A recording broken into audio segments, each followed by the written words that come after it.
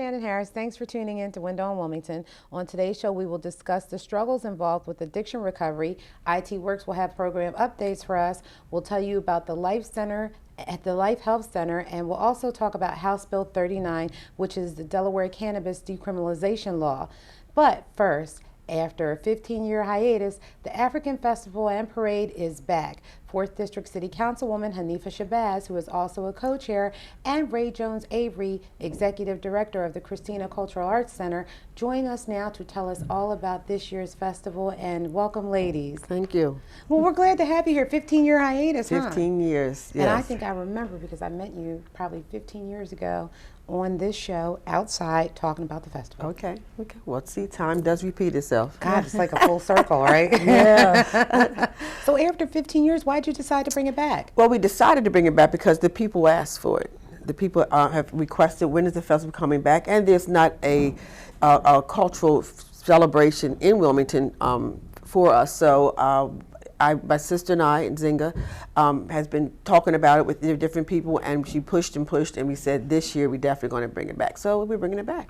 Now, how does Raye fit into all of this? And I guess it makes perfect sense. Christina Cultural Arts Center. Well, Christina was always a part. Right. Yeah. And before Christina Cultural Arts Center, before I ever worked at Christina Cultural Arts Center, I was one of the first artists to perform at the very first festival in the Brandywine Park when there was 25 of us out there.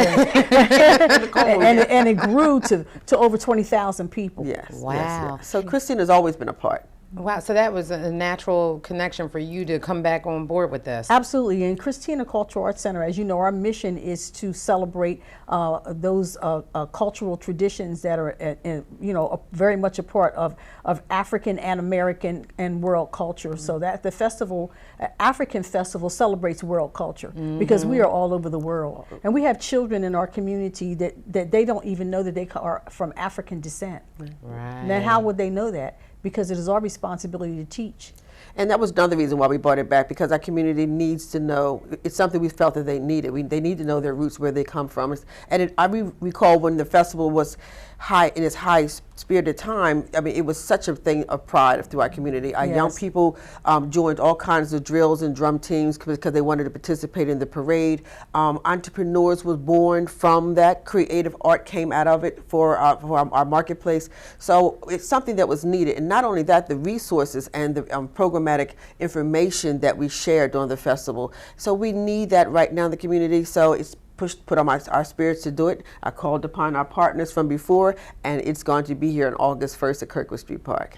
And you know what, you mentioned, it's a great way to celebrate, but there's also a lot of information that'll be there at the festival too. Correct. We're on our pavilions. We have one major pavilion, very, very, very active.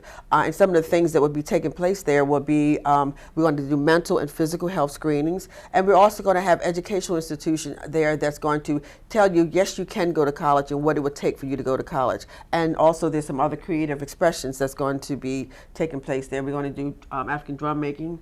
There's going to be some creative writing, some creative speaking. So there's going to be a lot of things for various ages and young people, mainly our young people, but a lot of interactive activities that would take place at the festival. Yeah, Springfield College, the Life Health Center. I think you're going to have them on. Correct. Yeah. Right. And as Hanifa said, a community conversation, interactive information sharing. It's going to be very, very, very lively and informative. We have a stage of artists running the gamut from Tony Smith with the Jazz Idiom and the Delaware Jazz Alliance to Richard Raw, Bernia J. Darnell Miller will be doing a tribute to the Isley Brothers. We will have the Russell delegation, and people are still trying to get on that stage. We have almost more artists than we have stage time. But that's the whole thing, the spirit about the festival, that it is a community activity. So we're looking for the community to participate in all types of ways. And we still are looking for even more activity, especially in the pavilion. There's organizations that does hands-on activities and services for the community. We welcome you to still have time to participate. Right. What do you hope some of the outcomes are after the festival? Well, first of all, a sense of pride. I mean, everyone talks about this lack of hope in the African American community. We want them to to lift our spirits and bring back a sense of pride of the great contributions we have made, not just to America but worldwide.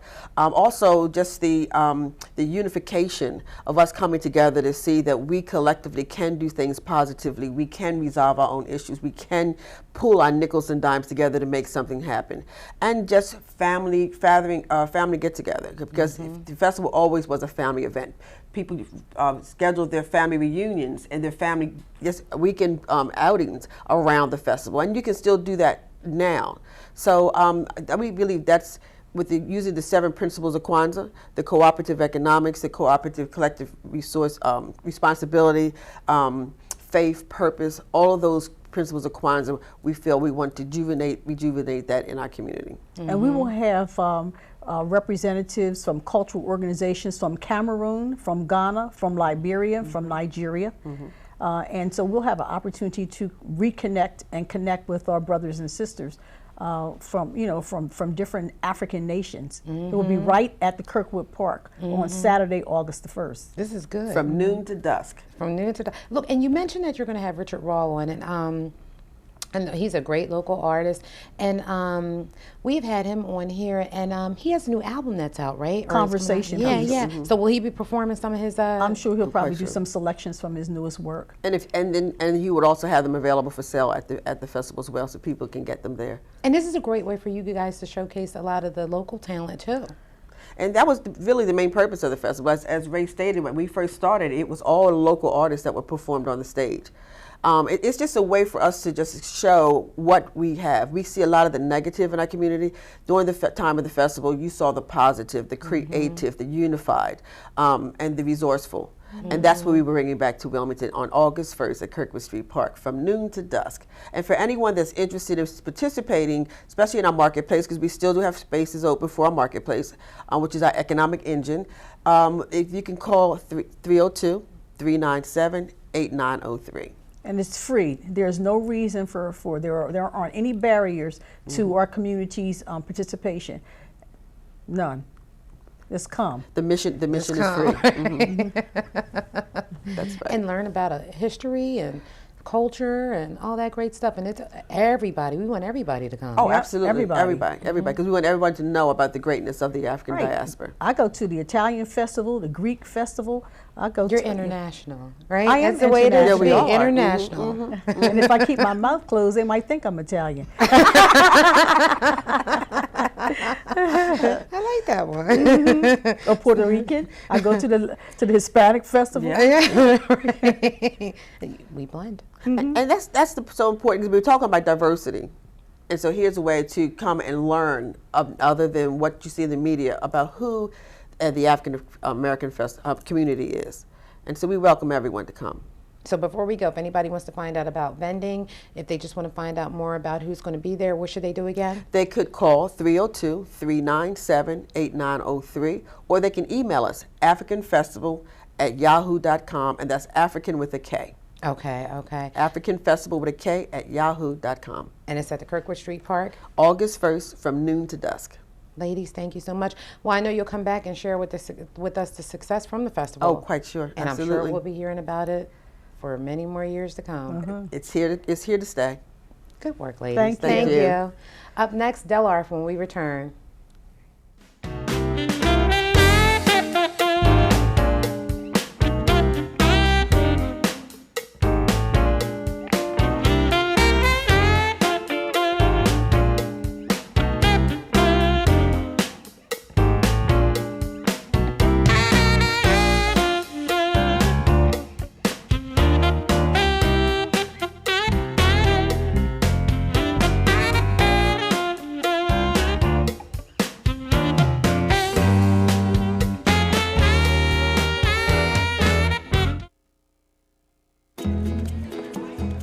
Introducing a new day of the week, someday. Now, everything you were going to do someday is on the calendar. Want to retire someday? You'll really want this. a My Social Security account at socialsecurity.gov. You can estimate your future benefits and manage current benefits online. Millions of people have a My Social Security account. Get yours today, because someday is here at socialsecurity.gov. Today, school kids rely on the internet for so many things: homework, math, research. But what about kids who don't have internet at home? Hello, I'm Theo Gregory, Wilmington City Council President. The internet is essential, as many as 80% of low-income families do not have access at home, including many right here in Wilmington. So help bridge this gap by supporting local broadband adoption programs. Let's get more students and families connected to the power of the internet.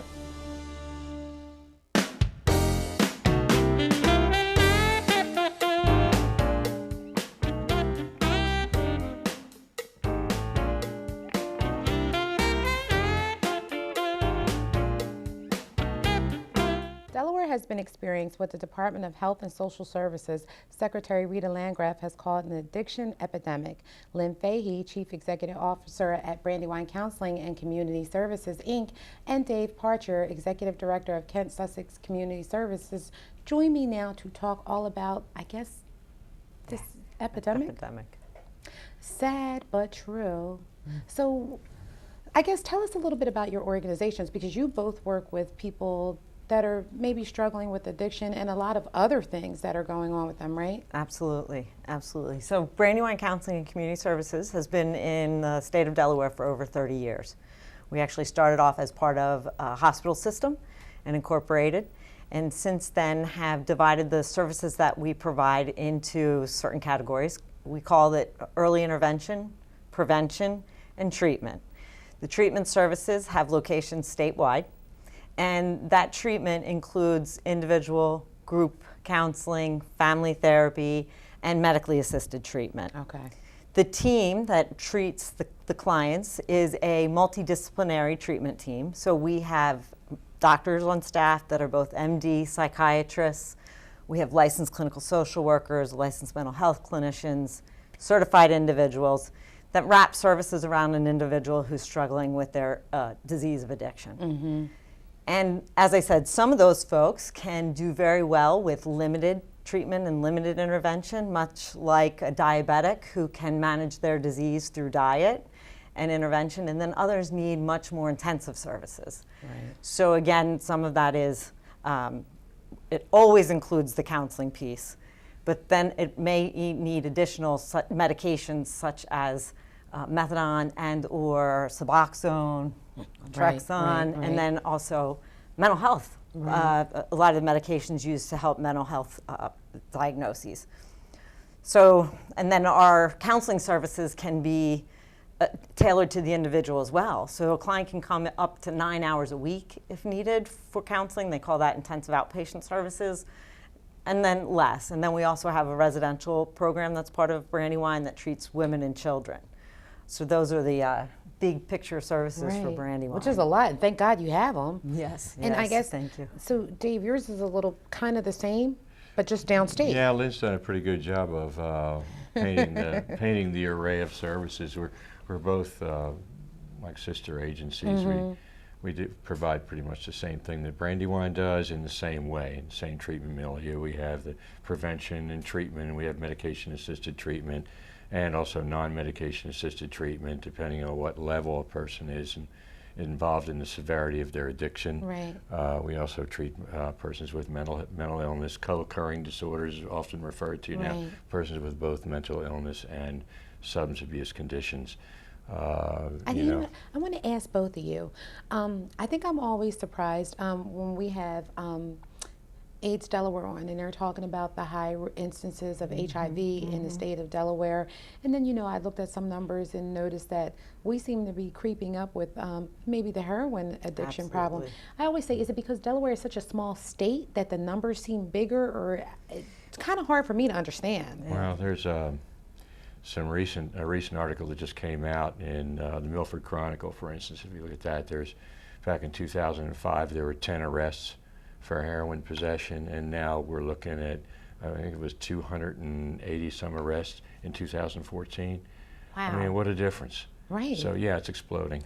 Yeah, and more people are dying from overdose now than from car accidents in the state of Delaware. So what they do is they do it per capita. So if they're saying Delaware's at the top, we are truly at the top. They take into account our small size. Right. For the drug industry, it's an industry, we are in the I-95 corridor. So there's drugs going from New York to Florida, and they come right through Wilmington, which is one of the reasons that we tend to have a high prevalence rate of addiction and diseases that can be related to that. Wow. And HIV is one of those. Wow. And how do you guys deal with it? Because this is a big problem for such a small state, and then I guess you're dealing with it not only with the individual who might be struggling with the addiction, but this affects not only them, their family. I'm sure they're probably being arrested and diseases, HIV, whatever. How do you deal with all of that? Trying to get them into treatment. I mean, the biggest thing that we want to be able to do is get people into treatment. Because once you get them into treatment, whatever level of care it is, with or without medication, the research indicates that people in treatment are less likely to commit crime. They're more likely to physically take care of themselves, more likely to obtain employment, do all the things that we as a society want for ourselves and for our family members. So I think, one of our greatest challenges is to be able to create a resource large enough to meet the need that the community has right now. And that's been very difficult. Right. What do you see downstate? I guess the same thing. Well, pretty much the same thing, yeah. I mean, we're just seeing an explosion. We try to get as many people into treatment as we can. There is more people out there needing treatment, and there is the availability of treatment. And of course, this has to do with the availability of qualified individuals to provide the treatment.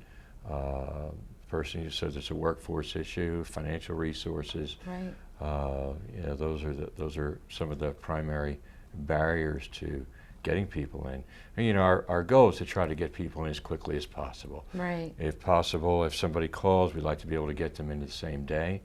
Because if you don't, what are they going to do? They're going to go back on the street and start using it again. You've lost them. So you really have to have treatment capacity large enough to bring people in immediately. Right. When they're ready to show up at your door, that's when you have to get them. Do any of your clients come to you from the court, like the court mandates that they come there? Yes. Which I guess is the great thing, because then we know they're going.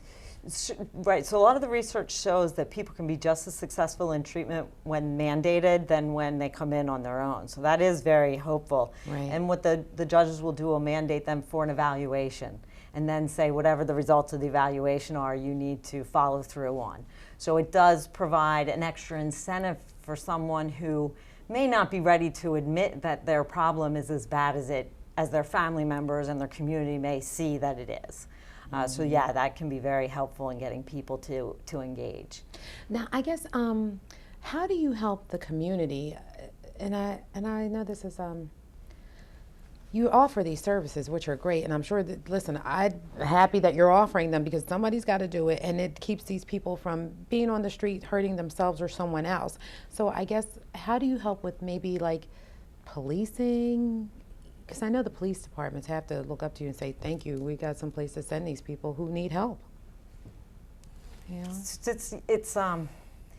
very interesting, because it's a very difficult group. I mean, there's still a lot of stigma against people who struggle with addiction. There's still a very wide societal view that it's a moral lacking in an individual, as opposed to the disease concept that we follow. While it might be someone's choice to pick up for the first time, there's, again, research that indicates that you and I may smoke a first joint together. Right. You could absolutely hate it, never want to touch it again, and I fell in love. Right. That's okay. Right. Right. So, no, yeah, right. I get that too. So there, there's no way to really know which category folks are going to fall into. Once somebody starts using on a regular basis, it changes the brain chemistry. Absolutely. And so you really do have a brain disease going on. It's not so dissimilar from other diseases, other chronic diseases such as diabetes and that kind of thing, as Lynn had talked about before. Right. So how do you minimize the impact treatment centers, or I guess maximize? Both. Yeah, right. I mean, because it's kind of like both. How do you even do that? Because it's like, I guess you're taking a chance that they might not return, and then you've got the people that are willing to return. So it's like, how do you, it's like an assembly line, I guess, almost, right? Because you're getting them in, you're trying to help everybody, keep them there. The ones, and you said it earlier, some people can get away with just a little bit of help, but some people really need intensive therapy. Right. So I think we try to meet the clients where they are, right, and try and create an environment where people want to come back to. The key is an engagement. I mean, right. Engagement has to do with more than just stopping using the, becoming abstinent from the drug. Engagement has to do with trying to connect up with the client and what's meaningful to them right now. What are the needs? You have to start looking at what's going on in the family, what's going on in the house, what have they lost, what do they want to gain? Right. Right. Right. So it's like you're making a whole person assessment. Correct. And then you build from there. Addiction is about the whole person. It's not just about the drug. Right, right, right. So let me ask you now, if somebody is facing an addiction issue, or they have a family member who is addicted, what do they need to do? If they know somebody who's downstate, where do they need to start? Where's the starting point for them? That's a great question. So, I mean, they can contact our agencies directly. I think the State of Delaware has their website up has all of the contact information for folks who don't have insurance. In the changing environment in healthcare, if you have insurance, people need to do what they would do for a doctor. They got to call their insurance company to see which providers are in the area that they would be able to access. Right. Yeah. That's pretty much it. And we want people to realize that you're all there to help them. Nobody's judging. You guys are there to help them, and we want them to get help. That's correct. That's right. Yeah. Oh, wow. It's unbelievable. Yeah. Unbelievable. But I'm glad you guys came on to share some of the information with us. And please, I would like you to come back to talk about different areas of the program. Maybe if you would like to, would you like to bring somebody who has successfully completed a program? Oh, that would be great. Certainly. That'd be Yeah, great. Yeah, that'd be I great. think we need to meet the person and cheer them on and wish them good luck. And Oh, that's a great idea. yeah, I think Yes. we should do that. Okay, great. All right, so if anybody wants more information for Brandywine Counseling, and they can check out the services downstate, they can just go That's to right. your websites. Websites, yeah. And I believe on the Delaware website is all of the agencies for the whole state, right? All provider That's correct, agencies, all the yeah. provider It's a agencies. bunch of variety of provider agencies too. Not everybody is specific to behavioral health. Right, right, right. Well, thank you both yes. for coming and sharing this important information with us, and thank Thanks you for for having doing us. great jobs, and all your workers there and outreach people, tell them thank you. Thank you. All Thank you right. for Appreciate having you us. for having It's us. been a We'll see you pleasure. next time. Okay. All right. We'll be back next with IT Works after these messages.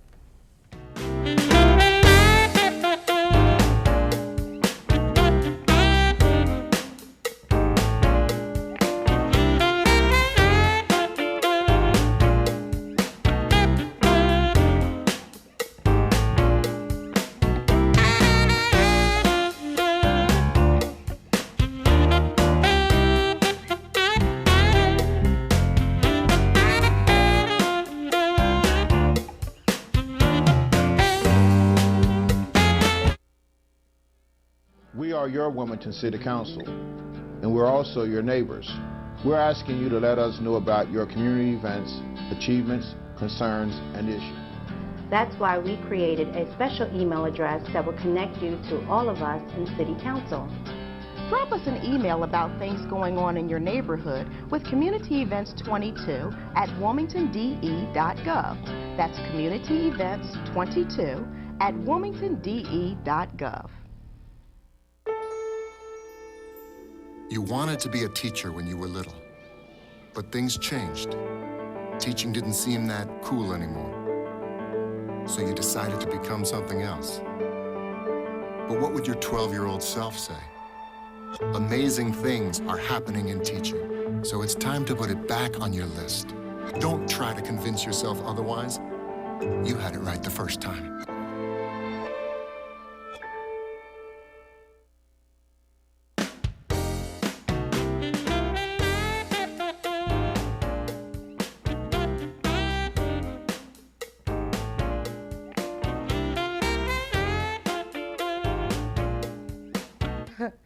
IT Works is an award-winning IT training program provided free of charge to young adults between the ages of 18 to 26 who have not completed college.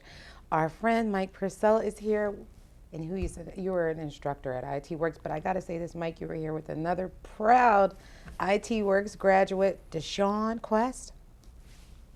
You gonna say hi, Daeshaun? You just gonna say that? What's going on, Mike? I'm so glad you could bring another graduate. You know we love when you do this. Well, we love being invited on. We're excited to be back, and we're really proud of Daeshaun.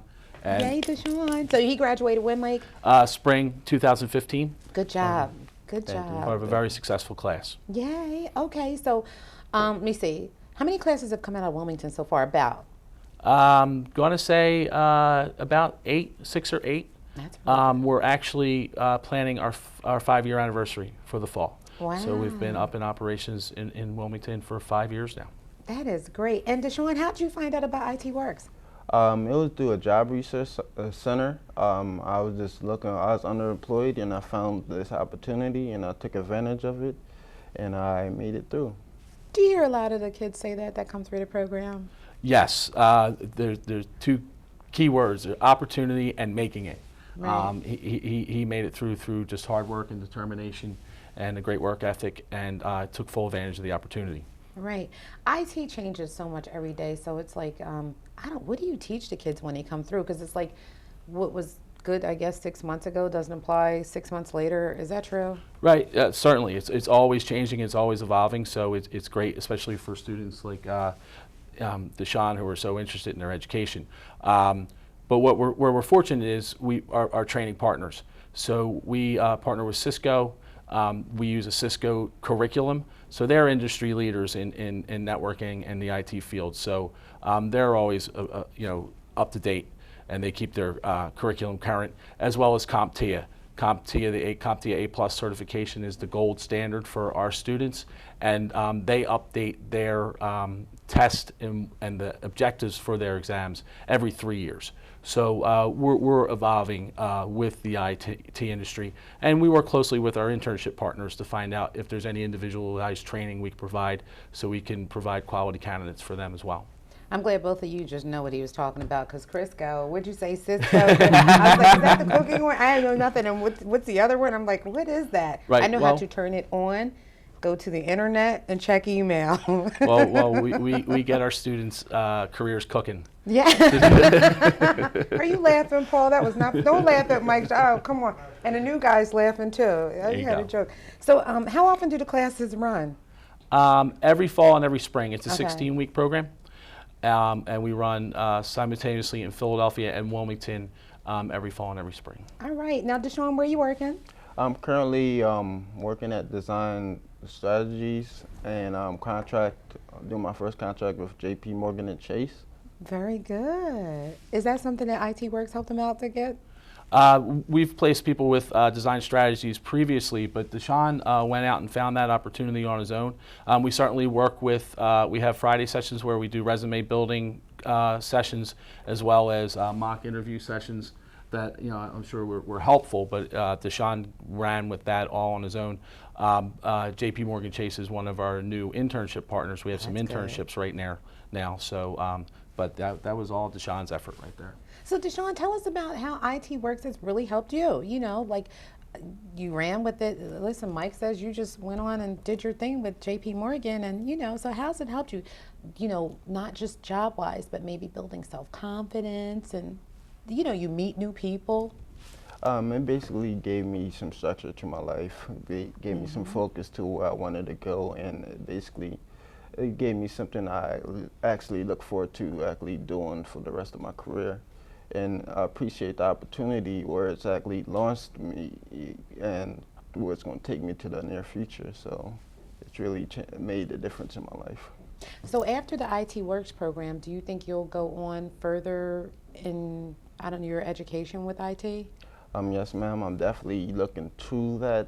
Working towards actually put my best foot forward to working on my job and put myself through a degree program. So hopefully I should be a bachelor graduate in the next few years.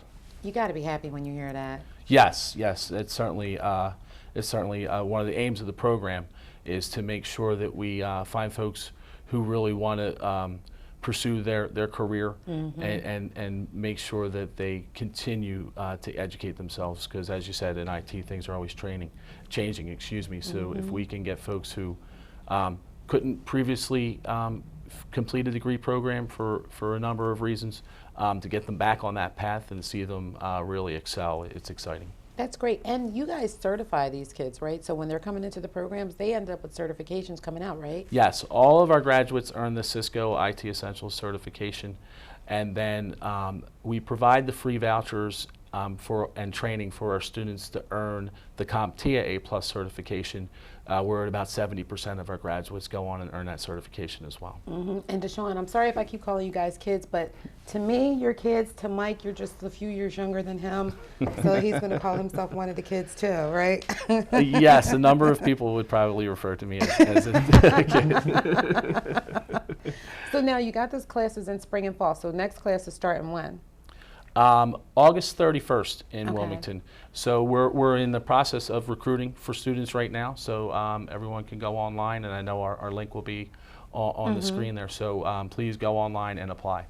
Any things that somebody should know while they're applying? Is there any certain criteria that they need to meet? You know. Certainly, 18 to 26 is our target range. For veterans, we can go a little bit higher, certainly.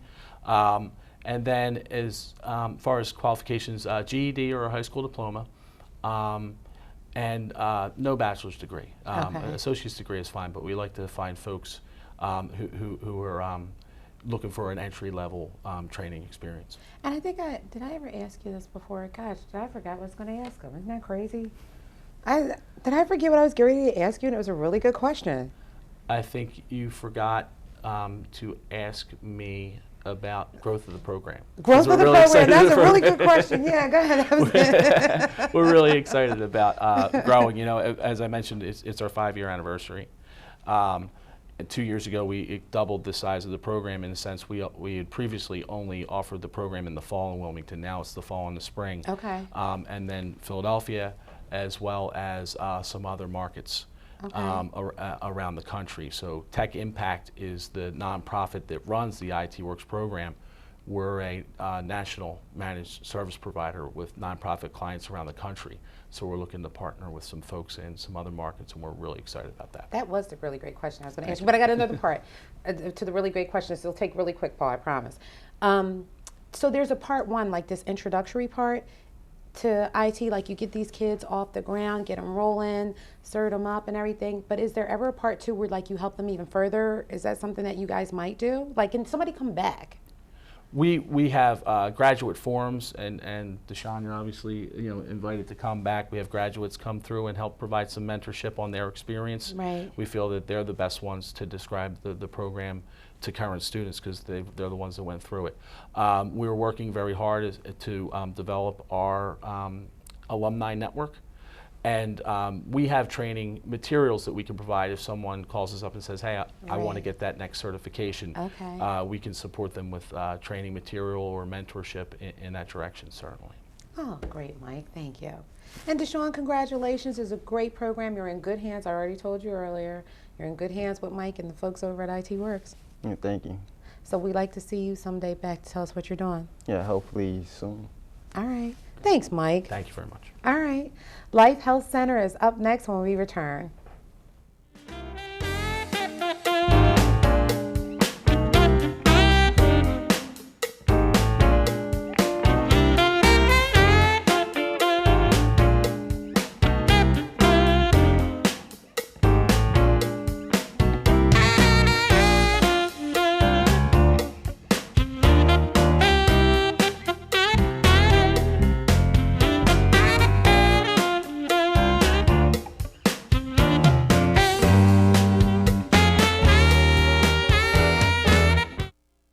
Thank you for calling your GED Pep Talk Center. All right, now, are you ready for your GED Pep Talk? Being nervous is okay. It just shows that you're serious about getting your diploma. A lot of things are scary. Heck, I'm scared of clowns. No quiero ir. No lo puedo hacer. DMC, life in your pep talk style. Just keeping it real, Debs, just keeping it real. Whatever motivation you need, we've got a pep talk for you. Get your GED pep talk and find free classes at yourged.org. I grew up in the housing projects of Cleveland.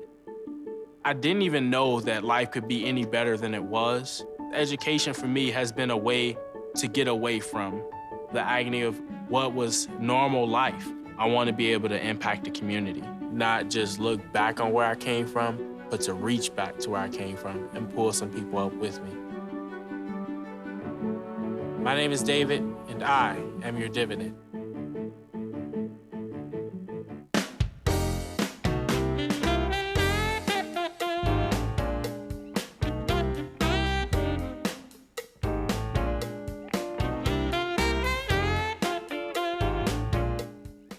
The Life Health Center is a patient-centered medical home facility that delivers quality, integrated primary specialty and behavioral health care services to consumers without regard to ability to pay. Without regard to ability to pay.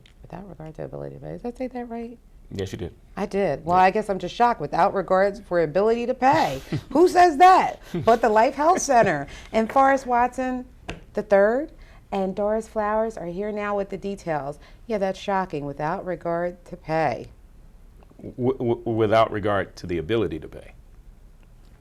Same difference, Forrest. I mean, I don't know. Is it really? I mean, listen, you're helping people. That's great. So look, okay, what is integrated healthcare? Well, integrated healthcare is healthcare that addresses the whole person, including the mental, spiritual, and the physical. Because people are more than their bodies. Then they have emotions, they have mental conditions, and the Life Health Center addresses all of that. It's sort of like, as your assistant said, it's the ripple effect, when it's all of the things that affect a person's health. And we're fortunate enough to be in the Northeast State Social Service Center, which addresses a lot of the social issues with regard to people's health, because all those impact people's health. The studies have shown that in most cases, when a person comes to a facility and they have a physical issue, that there's usually a mental health condition that goes alongside of that that usually doesn't get addressed. And sometimes those issues can be the actual root causes of why they're experiencing pain or a physical issue in their bodies. And the Life Health Center's effort is to combine those two together and address the whole person. Wow. And Miss Doris over here, Miss Doris, we know you thought Forrest. Now, Miss Doris is, because you're the Life Health Center, but you are actually situated in the building that is called the Northeast State Service Center. Right, so it's a whole bunch of... Absolutely. Okay, we have multiple services there. Division of State Service Centers, Division of Social Services, Child Support, and of course the Life Health Center. And we're just so happy to have the Life Health Center there. At one time we did have full public health services, but because of budgetary reasons and other problems, we only have WIC there. And fortunately, the Life Health Center has picked up all of the other pieces. And why was it important for you guys to have them here? Now, listen, as far as we're here and we're in your facility, and we're get to see everything that goes on. It's like so it is a full service medical facility. Yes, it is. It's a full service health facility. And the reason that we're getting away from just the medical concept is because health is more than medical. And so what we're doing is trying to introduce a whole new concept. And that is that there's mental health is just equally as important as physical health. So we have a complete comprehensive health facility. Some of the specific services that we have are, we have family medicine, and we have women's health, and we provide sexual and reproductive health, things like sexually transmitted diseases. We do PPD or tuberculosis testing, and And that we do that in a fast track. That no appointment is needed for those kinds of services. And then we complement those with our mental and behavioral health, which is huge. Right, it is. And I was going to say, Ms. Dawes, you know, I know there are a variety of other services in your building, but Life Health Center, like Forrest said, not only addresses the medical, but they go after the mental aspect too. So I know that has to be... Absolutely, because the bulk of, as Mr. Watson stated, the bulk of these problems can be mental. And if you don't get to the root cause, you haven't helped the patient. So with what the Life Health Center has come back to us with, many years ago, we did have mental health clinic right in the building, but you know, a delayed action is not necessarily a denied action. I just heard that this morning, and it truly has stuck with me. Do you mind if I use that somewhere? Not at all. Nothing's new. So it was just delayed. Right, right. Do you find that you being there addressing the mental health portion of it? Because I'm gonna be honest with you, often we hear that minorities are less likely to seek out mental health advice. So do you feel that you guys being in there, and you know, you have people who look like the people who are seeking services, they're more apt to come back or more apt to sign up for some kind of, you know, mental health counseling, crisis intervention, et cetera, et cetera? Yeah, and in fact, I'm glad you just talked about it, because in my mind, I wanted to kind of sort of erase the stigmatism associated with mental health, because as I've said it repeatedly and often, that usually mental health is classified into two ways. One, substance abuse, and the other is in our community, in the African American community, craziness. And so people usually don't access the services because they have that thought. And well, I'm not on drugs, or I'm not. Oh no, you just say, I'm not crazy. I don't need any help. Not crazy. Right, you know. But actually, it's quite deeper than that. Most the services that would fall into in our category, probably 80% would fall into things that normal people would call stress.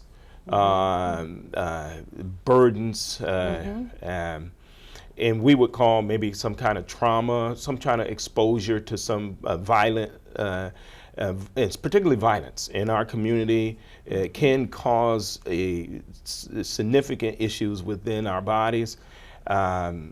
Sexual trauma, there's a lot of that. Domestic violence, there's that. You know, divorces. Imprisonment, one or more a parent or a spouse, or a boyfriend or girlfriend being in prison can cause some issues. And when you combine that with your economic issues, it raises a lot of difficulties, and it can complicate into physical ailments that so we tend to address those issues in our center. Are there any other centers or organizations like Life Health Center? That's an interesting question. Life Health Center is the first that I know of center that has opened the door with the integrated concept. However, there's the wave in medicine today is to integrate mental health and other health issues into the physical health experience. So that is the wave. Christiana Care is an organization that is undergoing that transformation. All of the major facilities are, because we now recognize, Western medicine recognizes that we're more than the sum of our body parts, we're more than our hearts, our lungs, and we're more, the human being is more complex than that. And that we have to address those other areas that sometimes don't go addressed. Very good, Forrest. Well, you know we're out of time. We are. Listen, Forrest. Ms. Doris, Forrest could take a whole hour, couldn't he? Yes, he could. One thing with the Life Health Center occupying space at Northeast, it makes our clients more comfortable, because many of them are quite familiar with the center itself. So that comfort level is already established. Good work, Forrest. So if anybody wants to find out more about Northeast or Life Health Center, what should they do before we go? Well, they can go Make to it quick for us. Oh, they can go to www.lifehealthcenter.de.org. I'm sure that's somewhere plastered on the screen. I'm sure it is. And I'm sure we got or it. they can call 302-552-3574. 302-552-3574. I do want to talk about my providers again. Real quick, Forrest. Real quick, we have Dr. Alvin Turner is our mental health integrated psychologist provider. We have Sharifa Fields, who is our licensed clinical social worker. Valerie Tuck is our women's health nurse practitioner. And Renette Charles is our adult medicine nurse practitioner, and we have a relationship with Clement Ogawande, who is our family practice provider. Very good. All right. Well, Okay, and just a plug for the Division of State Service Centers. The Northeast Center is the first center, and our director is Renee Beeman. And you know what? We will be having you on. Okay? Oh, happy to come back. All right. Well, thank you both for joining you. us. Keep Thank up the great work you. over there. Okay. We're glad you could be here, Forrest. Thank you for inviting Ms. us. Doris, we're even more happy that you were here with Forrest. Thank you. No, come back again. We'll be seeing you soon, okay? All right. All right, we'll be back with information on House Bill 39 after these messages.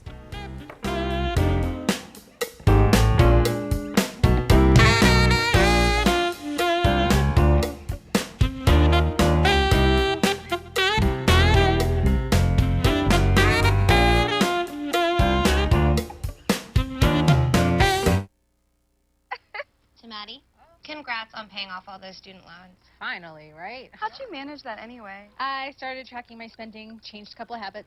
Wow, I'm kind of living paycheck to paycheck right now. I don't even know how I'm doing it. Well, have you tried saving a little? I want to, but where's that money going to come from? Bill collectors, they're the worst. Am I right? When it comes to financial stability, don't get left behind. Not home. Get tools and tips for saving at feedthepig.org. I want my Ed TV. I want my Ed TV. I want my Ed TV. I want my Ed TV. I want my Ed TV. I want my Ed TV. Now. I want my Ed TV.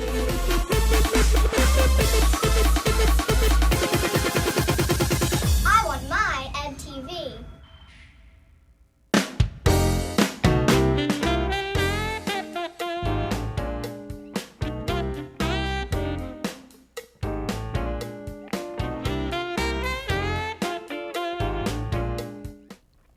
House Bill 39 was signed into law by Governor Jack Markell. The bill, sponsored by Representative Helene Killey, allows Delawareans to possess up to an ounce of marijuana and use the drug privately without facing criminal sanctions, although police can confiscate the drugs. Cynthia Ferguson and, I'm so busy trying to get his last name right, I messed up Cynthia Ferguson, and Johnny Zatt. Join me now to talk about the new law. That's all I'm going to say, right? Hey, John Zatt, what's going on? Zatt Warninski. Correct. Well, hey, congratulations, everybody. Yeah. House Bill 39. Okay, what does this exactly mean, though? So people can have it. Is this all medical or what? No, this is actually for possession or use, consumption of marijuana. What it's basically done is it's taken away the criminal penalties for possession or use of up to an ounce and replaced them with civil citations, a $100 fine. Okay. Now this is only for those that are over 21 years old. If you're 18 to 21, the first time it's a civil penalty, a $100 fine. If you are caught a second time, then it is a criminal misdemeanor. Okay, so let me ask you. I'm on my porch, not me per se, I'm just going to use me, and I'm at my house and I'm smoking away. Is that considered in your home or not? That's private. It's private. Well, your front porch, if you live in Wilmington on the street, would not be private. It's within 10 foot. You're within 10 foot of a public access, so it would be not legal. Inside of your house, your backyard, right? Something like that would be legal, but definitely they made sure to add the language 10 foot, within 10 foot of a building entrances, open windows, ventilation systems, and things like that. Mm-hmm. Basically because they think that the smell is going to be offensive to people, Right. which, I understand when they have cigarette laws, they do want them smoking farther away from buildings. So they sort of modeled it off of that. But it does definitely limit the number of places that you can consume. And, realistically, if you lease or rent, that could affect that. Really?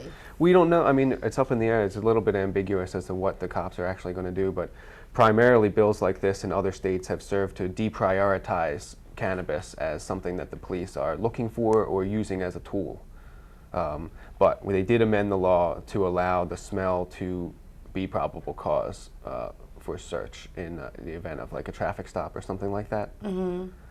But they do, they hopefully will be looking to save some of the $13 million that they waste prosecuting people in just Delaware alone for just simple possession charges. That is, the state could use that money definitely.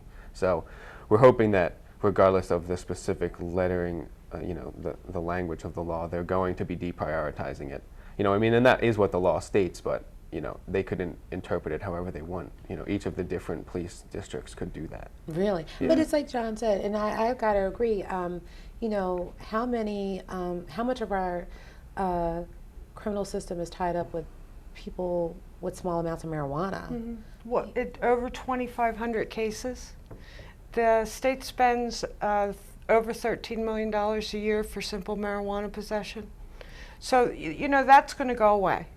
One of the reasons that we wanted to come on here, we don't want people to think, okay, it's decriminalized, you can walk down the street smoking pot. Right. You can't do it. You're still going to get, if you're caught in public, it is still a criminal offense. Right. So we want people to be aware of that. Also, this is, even though it was signed in June, it's not enacted until December 18th. Okay, so it's not until December 18th that it's actually decriminalized in the state of Delaware. Now, with this going on, where do we stand with the medical use of marijuana? Well, it's written, and it's pretty specific. If you read the amendment, it's very specific, and it does not change medical at all. For those that don't know, we do have a Medical Marijuana Act. There's a dispensary that opened up in Jeremy Drive. If cannabis is something you want to use in medical recovery or treatment, you need to talk to your doctor about it, because a medical professional, a doctor, needs to sign your application. Okay. I have to wonder, we've seen, I guess Colorado has great success. It's legal and they're making a lot of revenue from the sale of it. Why don't most states get on that bandwagon? Well, we were wondering about that on the East Coast. Honestly, we want Delaware to be on the front line. With the casinos, they didn't really act as quickly as they could have, and they lost out on a lot of revenue before internet betting became popular. They were both coming out at the same time. Now, on the East Coast, we're poised. Maryland has decrim and medical. Washington, D.C. now has legal. You can't buy it, but you can grow it on your own if you want to. But wow. So states and the district are becoming more progressive. But realistically, if we can be one of the first states to allow recreational use, think of the tourist money, the money that Colorado is making, enough to meet their quotas that the bill states. In Colorado, they're very specific about what the money goes to, but the money that they're making selling cannabis, basically last year they fell a little bit short of their tax goal, right. Specifically for one aspect of the bill, but this year they already made as much as they made last year by May in tax dollars. So it's going to exceed what they wanted. It was a little bit slow to start, like all programs. Everyone was saying, let's wait and see what's going to happen in these states, and we're going to be waiting too long. It's already an industry that exists in the black market. Right. And even with the decrim, they're still keeping that black market wide open. The crime is still going to stay the same for distribution and manufacturing of these things. Right. The state could very easily start to regulate and license similarly. Aspect of it is exclusively why people are exposed to harder substances. The dealers are in it for the money. Most of them. Not that there are not people that are nice, but anyone who could potentially make money off of an illegal substance could potentially try to sell you any illegal substance. Mm-hmm. Whereas if you go to a federally or state licensed cannabis store, much like a liquor store, you're going to get carded. You know, kids are not going to be able to buy it. You know, you can go to high school right now, 50 kids are going to sell you weed easily.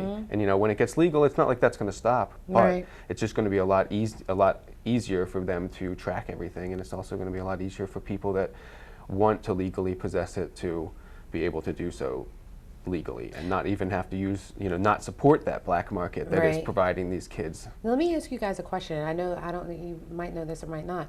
Is there any chance that someone who might have been charged with has a marijuana possession charge could have this sentence commuted now because of the new law, or is there kind of like, well, you're not grandfathered in, or that's a good question, and I actually don't have the answer to that. There aren't many people, from what we understand, there aren't many people who are serving time for simple possession. Right, it's like a lot of marijuana. Yeah. Right, like tons of it. Right. Pounds. There's a tier system right now in place. Oh, really? For different quantities. This is basically to keep people from having criminal records. You know, right. Or to be processed and booked and even interact with that system. Like, you know, the stress that puts on people. You know, potential job loss for an arrest or something like that. You know, those are things that we want to avoid. Speaking a little bit about the question that Cynthia didn't know the answer to, Oregon has language in their law that says that previous offenders will be expunged or stricken from their record. So that will be the precedent that will be set. Whether or not other states will do that, they could easily amend or create a new law in Delaware to do that. Washington State did it too. Right. Well, they did it without the specific language, but yeah, basically they did it from the judge's perspective. You know, more of a roundabout way. I'm gonna tell you, I'm glad you came on. Thank you so much. You cleared up us a few misconceptions, and you have to come back because I know the next thing is probably making it legal and getting a revenue stream. That's from what this. we want. Treat it like alcohol. All right. Or well, less thank you so much. And if harsh. anybody wants information on Delaware Normal, you can visit their website. You have a Facebook page and support the cause. DEnormal.org. Very good, Jonathan. He got that in there, didn't he? Thank you so much for joining us. We really appreciate it. Thank you, Keep us Shannon. up to date on everything that you guys are doing. We love having you on. Okay. Great. For everybody here at WITN Channel 22, I'm Shannon Harris. We'll see you next time.